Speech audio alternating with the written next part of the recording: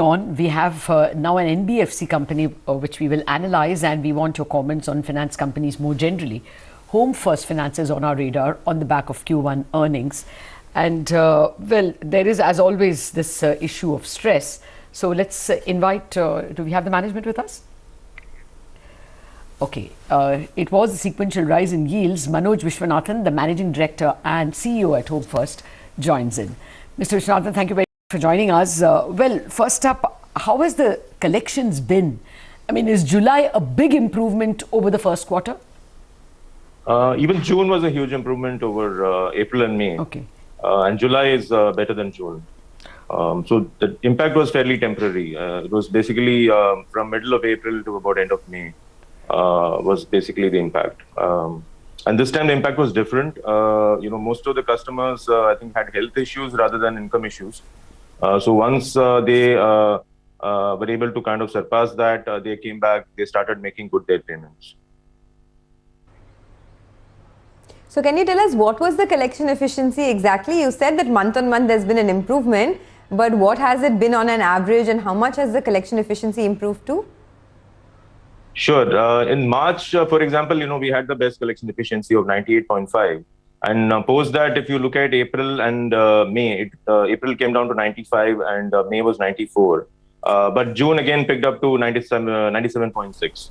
So very close to the March numbers, and we are expecting July to be better than that. Okay, it's very heartening that you say if at all there were no payments, it was on health issue and not because of income issue. That's a big positive. Any guidance at all on how restructurings or stress might pan out in this quarter? Sure. So if you look at our numbers, our previous quarter number, GNPA was 1.8.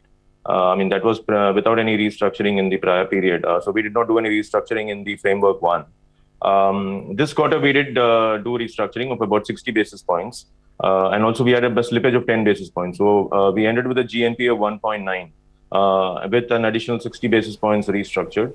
So we feel the slippage is not, that severe, and we should be able to recoup in the next 2 quarters. So we are expecting to get back to pre-COVID numbers in the next 2 to 3 quarters. Okay, and now I wanted to discuss yields. You've managed to actually increase it quarter on quarter. What is your best guess of the current or the remaining part of the year? So yields, there is a reason why it is looking like this. So we have been fairly, our distribution has been largely in urban markets so far. And it's only now that we are actually, increasing our presence into smaller towns. And there is also, we have been a fairly housing finance focused company. So 90% of our AUM is still housing finance. So as we increase our presence into smaller markets, the yields are likely to sustain. And we are also in a situation where the cost of borrowing is continuously going down. So that's the reason you're seeing a continuous expansion in spreads. But we are confident of maintaining spreads in the region of around 5% going forward. So you provide loans across categories, whether it's to salaried professionals, self-employed, loan against property for NRIs. Which is the segment that you're seeing the maximum amount of traction or recovery come through in?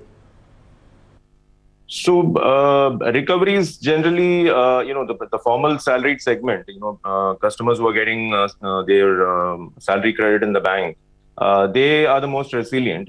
We have seen that through COVID wave 1 as well, and as well as in wave 2. The informal segment, that is customers who get cash salaries or working in small companies, etc., they tend to get impacted more. Which is what we saw in wave 2 as well, but their recovery is also pretty sharp.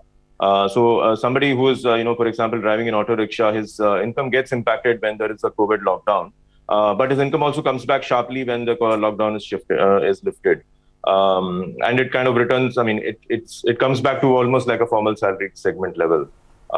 So that is what we are also seeing. So if you're looking at a kind of a stack order, it is a formal salaried customer, then an informal salaried customer, then self-employed. I mean, that's how the collection efficiency stacks up. I wanted to ask you the loan growth. See, unfortunately, we can't go with last year as the base because it's such a distorted base. But if you can give us some guidance on what kind of growth. So year-on-year growth this quarter has been 18.5%. And that is on the back of, say, disbursals, which are at about 70% of our, previous quarter levels. So we have directionally looked at, maintaining about 30% growth for the next few years.